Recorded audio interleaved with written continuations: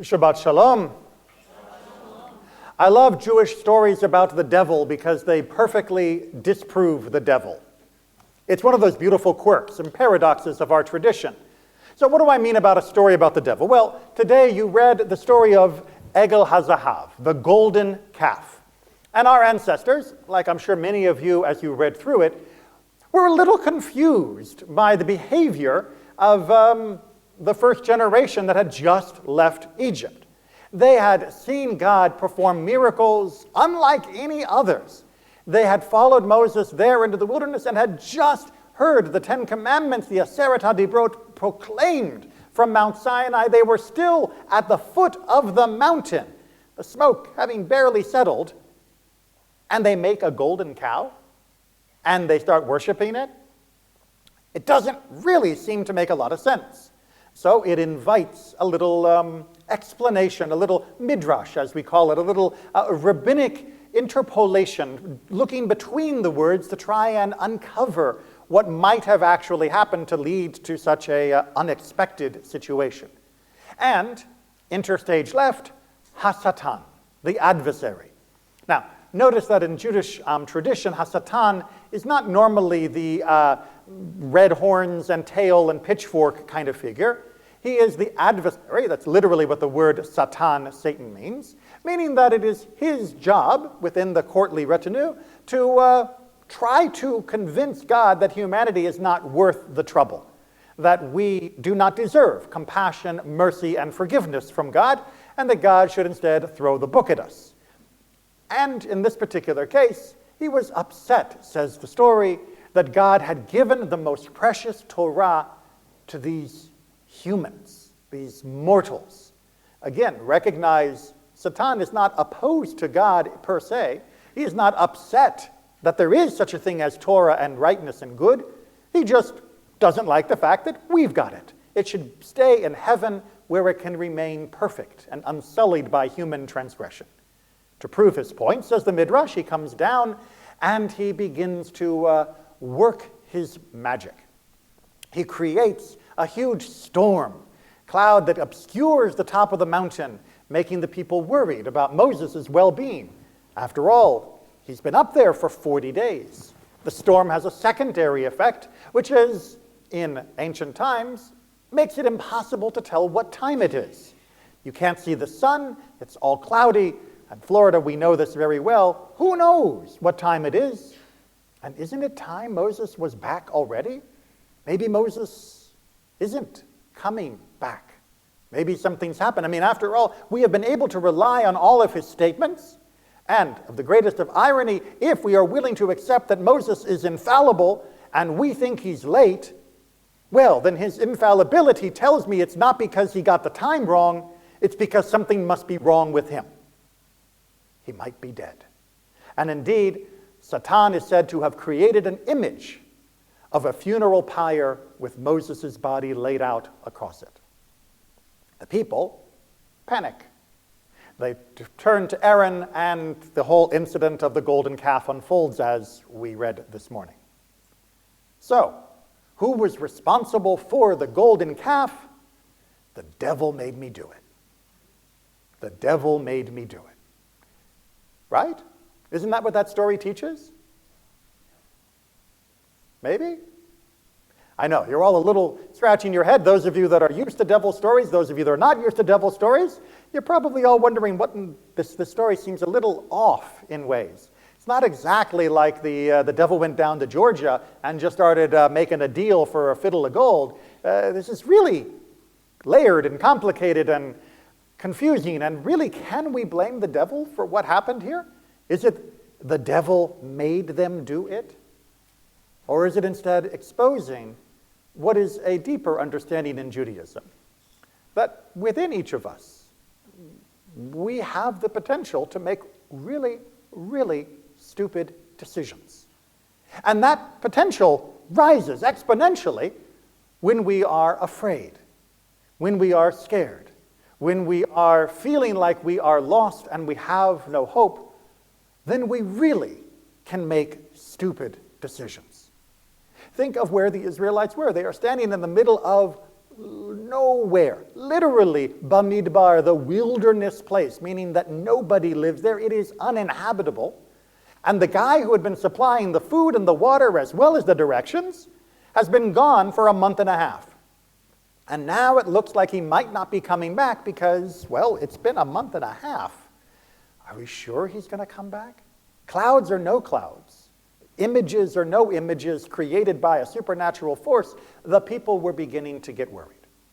And I'm sure that far from it being a mystical vision of the funeral bier of Moses, the Israelites just began to wonder if he was lying dead somewhere. They could look up on that mountain and easily imagine it for themselves. They could easily imagine that he wasn't coming back. And as such, they decided they needed to do something about it, and of course, being panicky and afraid, they did something stupid. But it's easier to believe in the devil, isn't it? It's nicer to imagine that this was orchestrated, that somehow there was a malevolent force that had carefully crafted the circumstances in order to provoke that response from the mob. Because the alternative is actually much more frightening.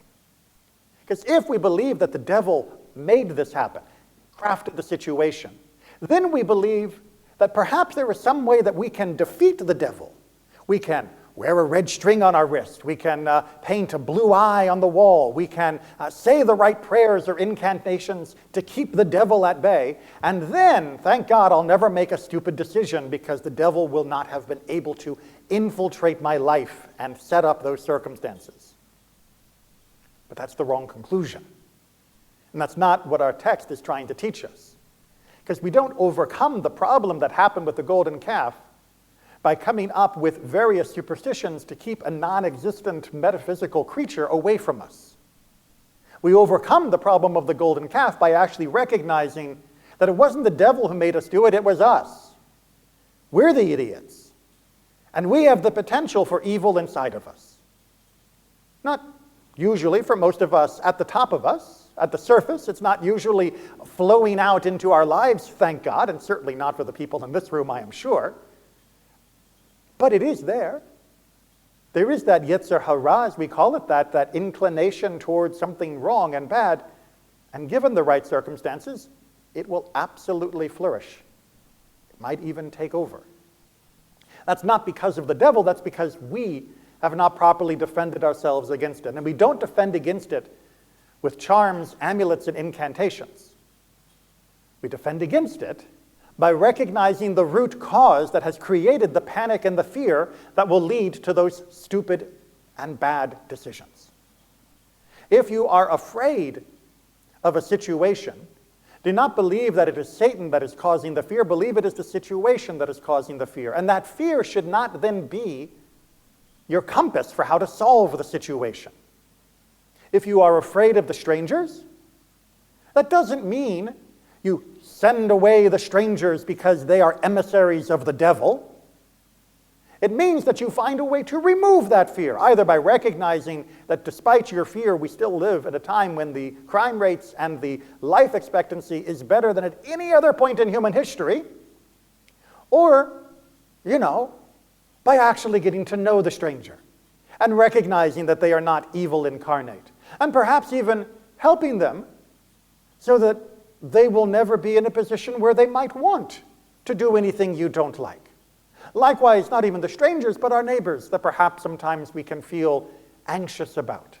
Are they good people or not? Can I trust them in my neighborhood? Do I need to lock my children behind the steel doors of my house? Because who knows what evil lurks in the house next door? Well, you can find out. It's called going and saying hi.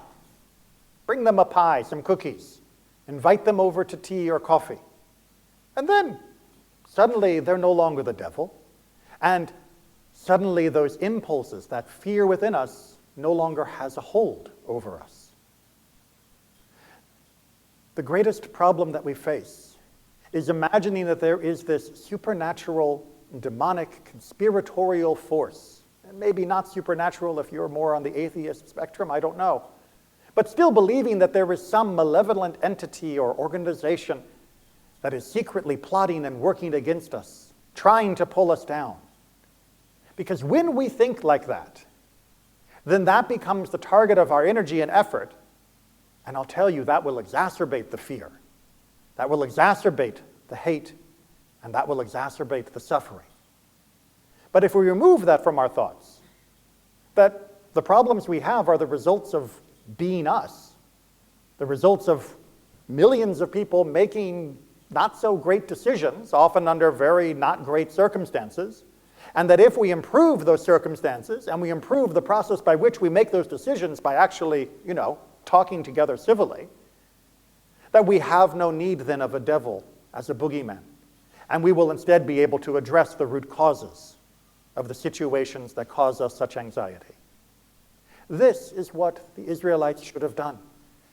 Go to Aaron and say, hey, have you got a letter from your brother lately? Because we haven't seen him. And when Aaron would say no, then they would say, okay, well, what do you think we should do? Well, we should sit down and talk about it. We can figure this out.